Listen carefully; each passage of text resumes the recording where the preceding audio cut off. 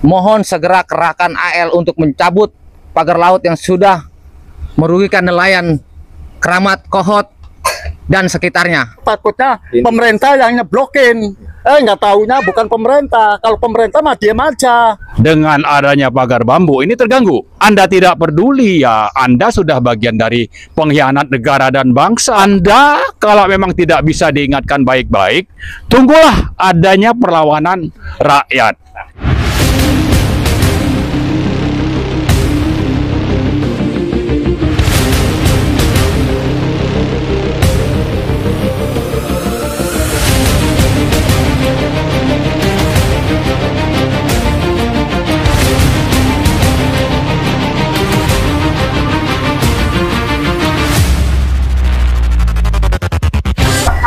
Assalamualaikum warahmatullahi wabarakatuh.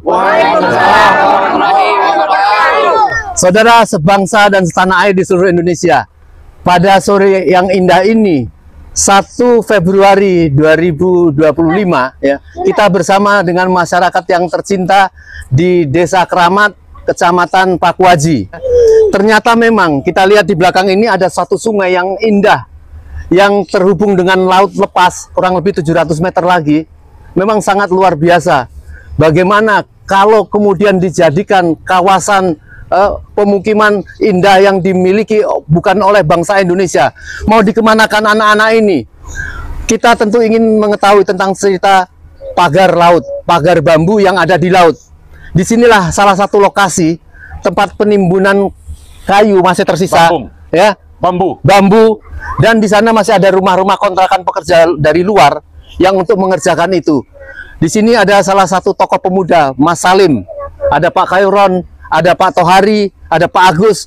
Assalamualaikum warahmatullahi wabarakatuh. Waalaikumsalam warahmatullahi wabarakatuh. Kami ucapkan terima kasih kepada rekan-rekan seperjuangan dari berbagai aliansi yang terus mendukung perjuangan kedaulatan rakyat. Kami masyarakat Desa Keramat, Kecamatan Pakuaji, mengucapkan ribuan terima kasih. Jadi untuk saat ini di Desa Sukawali maupun di Desa Keramat, untuk patok-patok tersebut belum dicabuti oleh para aparat-aparat setempat. Jadi kami mohon kepada para pemerintah untuk segera mencabut pagar-pagar yang sudah ditanam oleh mafia-mafia tanah yang tidak bertanggung jawab. Mungkin ini pun di kiri saya masih tersisa bukti maupun barang bukti. Kapal tersebut masih ada 2, bambu-bambunya pun masih ada, dan waringnya pun masih ada. Yang awalnya beliau ini bukan warga sini yang memasang, melainkan dari warga dari luar Desa Keramat. Jadi para pekerja-pekerja itu dibayar oleh para mafia tanah yang tidak bertanggung jawab. Jadi kami mohon, tolong cabuti pagar-pagar yang mengganggu untuk mata pencarian para nelayan-nelayan kita yang ada di Desa Sukawali, Desa Keramat maupun Desa Surya Bahari. Pak Tohari. Ya, ini sesepuh kita sini. Ya. Assalamualaikum. Waalaikumsalam warahmatullahi wabarakatuh. Waalaikumsalam. Memang benar, saya itu rakyat kecil nelayan, asli nelayan. Kejadian adanya bambu di laut pasang pagar-pagar itu jelas nggak setuju. Itu nggak nyaman. Pasti untuk pasang jaring, untuk kalau mau ke laut juga susah. Jadi minta tolong Bapak yang berwenang harus saya minta tolong segera disiapin cabut patok itu. Iya. Ya. Jadi jelas dari Pak Tohari ya, Pak tadi menyatakan bahwa rakyat atau masyarakat nelayan di sini merasa kesulitan, tentunya ada patokan bambu itu. Betul. Jadi mohon kepada pemerintah segera selesaikan bongkar. Mereka kesulitan untuk melaut, ya, untuk mencari ikan dan lain sebagainya. Untuk hidup, ya. Mungkin Pak Yus silakan menyampaikan. Assalamualaikum warahmatullahi wabarakatuh. Waalaikumsalam warahmatullahi wabarakatuh. Saya warga Desa Keramat, Kecamatan Paku Haji, Kabupaten Tangerang. Saya dilahirkan di Desa Keramat. Saya berdarah Banten. Saya sangat mengapresiasi dan sangat mendukung. Saya bermohon kepada Bapak Presiden Prabowo, mohon segera kerahkan AL untuk mencabut pagar laut yang sudah merugikan nelayan Keramat, Kohot, dan sekitarnya. Assalamualaikum warahmatullahi wabarakatuh. Ya. Intinya itu bambu-bambu yang dipatokkan di sungai, di laut, itu intinya nggak ada. Masyarakat itu apa itu namanya itu sukadaya itu nggak ada sama sekali. Demi Allah, demi Rasulullah. Itu katanya mah yang apa itu? Yang pada takutnya itu masyarakat takutnya pemerintah yang nyeblokin. Nggak taunya bukan pemerintah. Kalau pemerintah mah diam aja. Itu masyarakat ini mah bukan pemerintah. Itu jadi ya rakyat kecil ini ya kepada kebingungan. Ya, jadi jelas ya, ini fakta masyarakat. Kita lihat tempat tinggalnya di sini, ya. Ini bukan apa abu janda atau abu yang melakukan satu kebohongan. Hati-hati Anda abu janda ya. Marah rakyat dan bisa menyerbu rumah Anda. Semua orang tahu di mana rumah Anda, ya. Jangan melakukan apa kebohongan. Assalamualaikum warahmatullahi wabarakatuh. Waalaikumsalam warahmatullahi wabarakatuh. Ya, untuk pagar bambu ini ya sebenarnya masyarakat mah nggak ada yang tahu bahwa ini pagar bambu katanya pembangunan dari swasta. Tadinya taunya ini dari pemerintah. Begitu diusut-usut ternyata bukan pemerintah. Bukan pemerintah. Nah, di sini semua pada gentar. Jadi mau ngadu juga ngadu ke siapa nggak ada yang tahu karena di sini cuma rakyat kecil.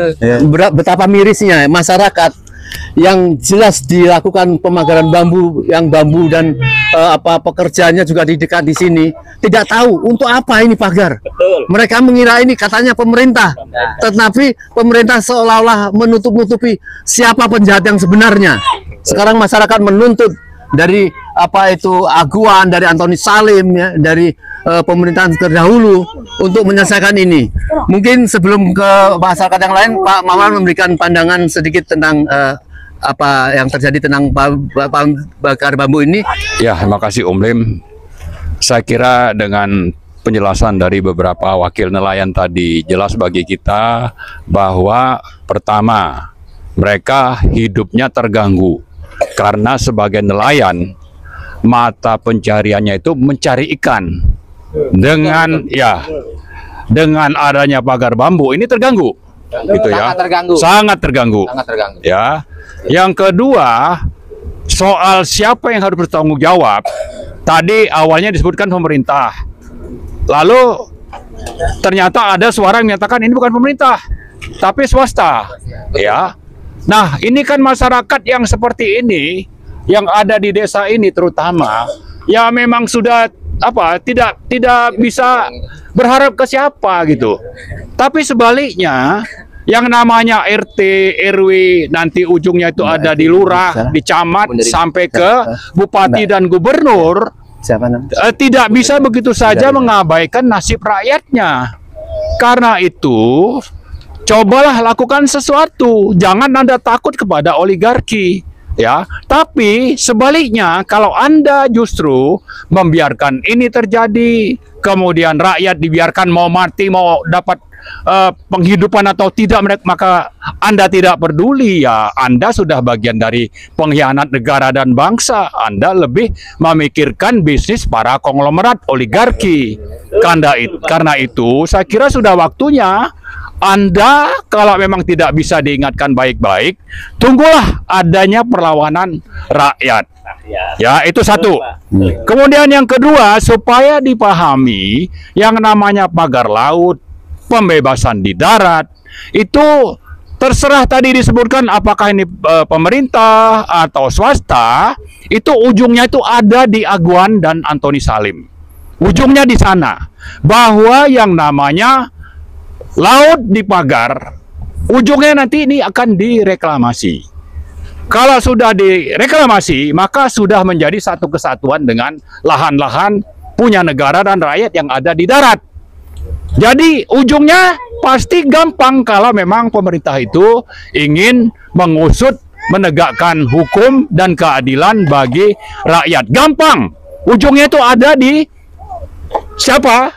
Yaitu adalah bahwa ini proyek yang nanti hasilnya akan dinikmati oleh Aguan dan Antoni Salim, dan di belakangnya dulu itu adalah Joko Widodo.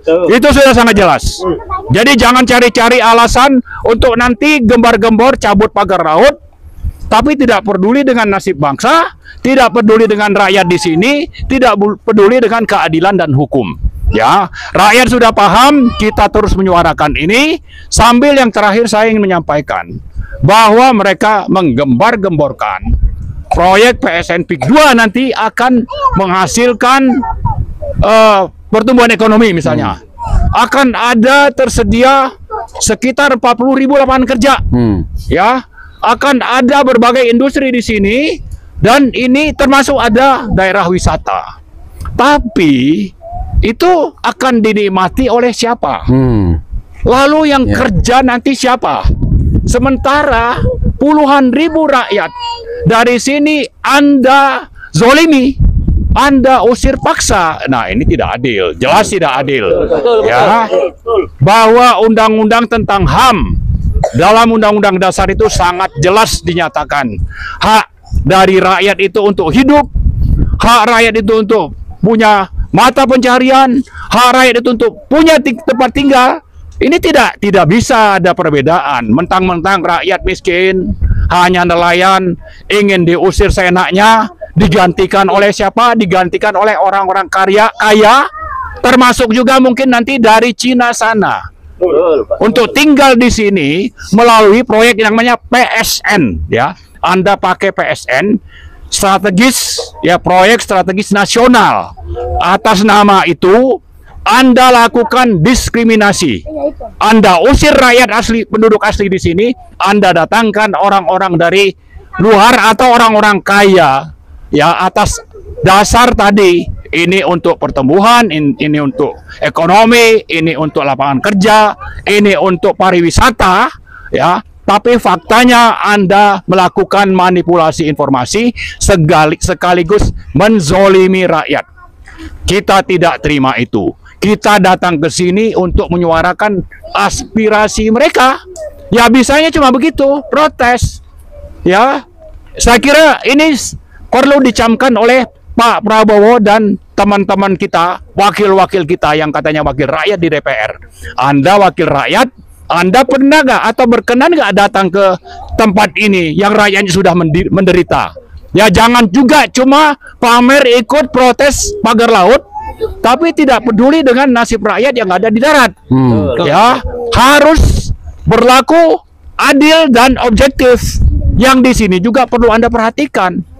Kalau mereka hidup dari menjadi nelayan, kalau ini dihambat terus, mereka mau hidup dari mana?